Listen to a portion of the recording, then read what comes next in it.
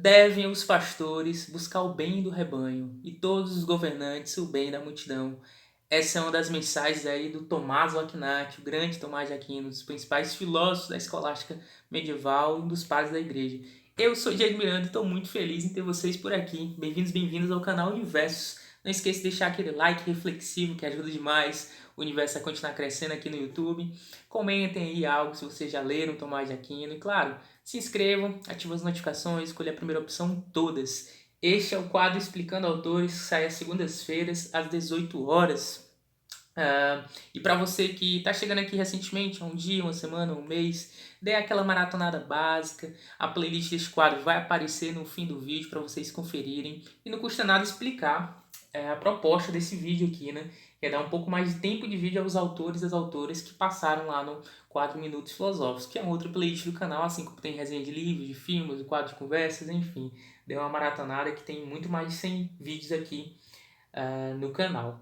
E este quadro aqui está seguindo a sequência, exatamente a sequência do quadro Minutos Filosóficos. Esse episódio é sobre o Tomás de Aquino e o próximo vai ser sobre Carl Schmitt. O anterior foi sobre Ortega y Gasset. Então dê uma passeada aí que já passou muita gente bacana por aqui. Tomás de Aquino, né? Tomás de Aquino é esse grande nome aí da escolástica medieval. Viveu um importante século XIII, um século de grandes transformações políticas, econômicas, sociais e da ordem do pensamento também, de renovação do pensamento cristão. E ele é o maior nome, provavelmente o maior nome da ordem dos dominicanos, um grande renovador do pensamento da escolástica medieval, a escolástica tardia ali, a segunda escolástica. É um grande intérprete, leitor de Aristóteles e fez essa via intermédia, essa síntese entre o pensamento cristão e o pensamento pagão, especialmente na leitura política de Aristóteles. Ele tentou fazer essa conciliação entre a filosofia racional e a fé cristã, uma espécie de conjurar e construir uma fé racional, uma fé raciocinada, algo do tipo. E essa é a grande proposta do Tomás de Aquino. Ele escreveu a Suma Teológica e o tamanho respeito que Tomás de Aquino tinha sobre Aristóteles, que ele chamava Aristóteles de um filósofo, né? Então, Aristóteles é uma figura inescapável aqui também quando a gente fala de Tomás de Aquino. Antes de falar de duas ideias que eu queria mobilizar e pensar com vocês aqui sobre Tomás de Aquino, queria fazer um pequeno alerta, um parênteses rápido aqui, para dizer que eu não sou um tomista, não sou um grande estudioso de Tomás de Aquino, e o meu interesse em Tomás de Aquino se atém às questões políticas, às questões ligadas ao direito e a outras questões de cunho e reverberação econômica e até política. Então, o recorte que eu vou fazer aqui das duas ideias que nós vamos mobilizar tem a ver com o meu interesse. Não necessariamente essas ideias são principais dentro da obra tomasiana, mas eu gostaria de compartilhar e comunicar com vocês. Feito o parênteses, vamos começar a conversar um pouco sobre uma primeira ideia que eu vejo em Tomás de Aquino, que é a ideia de ordem natural, ou disposição natural do mundo. Segundo Tomás de Aquino, existe uma espécie de organização natural do mundo que obedece o comando divino. É como se as coisas e as pessoas e disposições de características e diferenças nas relações que estão presentes aqui na nossa ordem estão dispostas de forma naturalmente a obedecer o comando divino. Essa ordem natural do mundo nada mais é do que um desdobramento da providência divina, de uma ordem maior e superior, que são os desígnios divinos. E é claro que dentro dessa ordem natural existem leis naturais que governam as relações. Então a ideia de lei natural é um desdobramento dessa ordem natural, que seria uma forma como o humano, digamos assim, participa dessa disposição divina e providencial de organização das coisas do mundo. Eu vou ler um fragmento aqui do próprio Tomás de Aquino para a gente compreender um pouco melhor o que é essa ordem natural e tentar debater um pouco. Ouçam bem.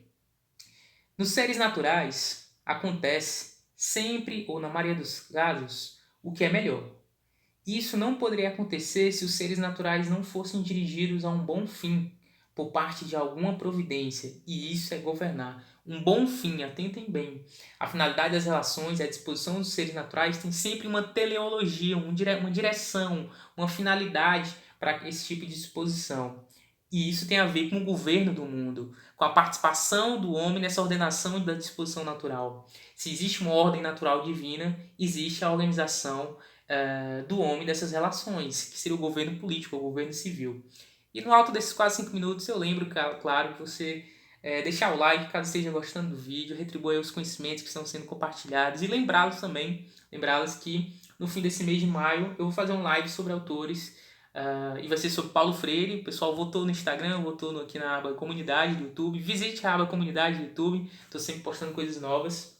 Até para falar um pouco mais sobre os autores e as autoras que passam aqui no Explicando Autores, que aqui ainda é bem rápido, bem ligeiro e superficial, mas um pouco mais de fôlego. Esse vídeo vai ter 10 minutos só. Continuando aqui o Tomás de Aquino, e esse é um fragmento que está num opúsculo político do De Reino, né, do Tomás de Aquino. A mesma ordem estável das coisas, ainda sobre a ordem natural, né, demonstra o governo do mundo, assim como quem entra em uma casa bem ordenada compreende pela ordem da casa a ideia de quem a ordenou. E aqui fica bem nítido a explicação do Tomás de Aquino de que existe uma espécie de subdivisão ou uma hierarquia entre as disposições das coisas do mundo. Se há uma disposição natural das coisas do mundo aqui nesta orbe, e a forma como ela está disposta determina a forma como é ordenada o Criador. Como o Criador pretende que seja organizado as coisas. Essa é mais ou menos, em linhas gerais, a ideia de ordem natural. E é claro que ela vai ter uma reverberação, especialmente de lei natural, com a questão da propriedade privada e do comércio, que é algo que me interessa, por sinal. E para o Tomás de Aquino, a ideia de propriedade privada é perfeitamente natural nas relações. Ela não aflige a ordem natural. Na verdade, a ideia de propriedade privada ela garante a paz e a harmonia social. Sem a propriedade privada haveria desordem e uma discórdia entre as pessoas. Então, a instituição da propriedade privada garante essa paz e harmonia social, segundo Tomás de Aquino.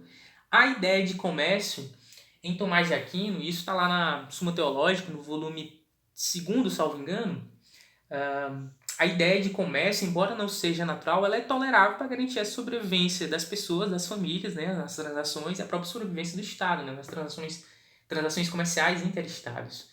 Uma segunda ideia que eu penso que seja importante Tomás de Aquino e inescapável para um autor aí que é um grande nome da teologia cristã, renovador do pensamento da escolástica, é a concepção da vida pela virtude, ou a vida na virtude, essa vida reta e justa, né, de um homem bom, de um cidadão que seja conforme as finalidades e aos fins a que se destine, para garantir a realização do bem entre as pessoas. Né? Eu vou ler um fragmento para a gente compreender um pouco melhor essa vida na virtude, ou vida pela virtude. Está no opúsculo político de Reino, né, do governo dos príncipes ao rei discípulo, que é viver segundo a virtude. Ouçam bem. Parece, no entanto, que é fim da multidão consagrada o viver segundo a virtude, pois para isto se congregam os homens, para em conjunto viverem bem, o que não pudera cada um vivendo separadamente. Ora, boa é a vida segundo a virtude, portanto a vida virtuosa é o fim da coletividade humana. E aqui entra uma influência aristotélica muito grande, que a finalidade da vida dos indivíduos é a vida gregária, a vida social e a vida coletiva, e só com a vida coletiva se atinge o bem. Essa vida coletiva só pode ser virtuosa, porque se a finalidade dos indivíduos é viver bem, e se eu, enquanto indivíduo, só atinjo um bem praticando ações virtuosas, a vida coletiva deve ser também virtuosa. E aqui entra um aristotelismo muito forte. Sinal disto é serem participantes da sociedade somente aqueles que se relacionam mutuamente no bem viver. Se, contudo, os homens se congregam apenas para viver, também seriam parte da sociedade civil os animais e os escravos. Se para adquirir riquezas formarem uma cidade todos os que junto negociam, tal como vemos que se comportam como um só povo aqueles que, sob as mesmas leis e governos, são dirigidos ao bem viver. Visto que, porém, em vivendo segundo a virtude é ainda ordenado a um fim ulterior, né, posterior, o qual consiste na fruição divina, como acima dizemos, cumpre seja o único o fim tanto da multidão humana como do divino. Então ele já sacramenta aqui, afirmando que não importa se é uma relação de um indivíduo, a relação em comunhão, essa vida é virtuosa, essa vida tem como consequência, como corolário final e último, a direção, a teleologia, atingir um bem máximo, que é um bem divino, um bem superior, e não pode ser de forma diferente, porque existe uma ordem natural do mundo. Percebe como essas ideias estão concatenadas? Existe uma ordem, uma disposição natural das coisas do mundo. Essa ordem natural será tão ou mais perfeita quanto mais ela participar da vontade divina. E se os humanos, nas suas relações gregárias, agirem de forma virtuosa, vão estar mais próximos dessa participação da ordem da disposição divina. Gente, eu penso que seja bem isso, não custa nada lembrá-los de deixar aquele like, que ajuda demais o canal a continuar crescendo. Comentem algo aí se vocês já leram algo do Tomás de Aquino, se gostaram das ideias dele, desse grande autor, importante autor da filosofia no Ocidente. E convido mais vocês, mais uma vez, aí para estar no dia 26, salvo engano, vai ser no dia 26, estarem presentes na live sobre Paulo Freire. Vocês votaram, então eu vou estar fazendo dia 26 de maio aqui pelo YouTube e pelo Instagram para falar um pouco mais sobre o grande Paulo Freire. Valeu!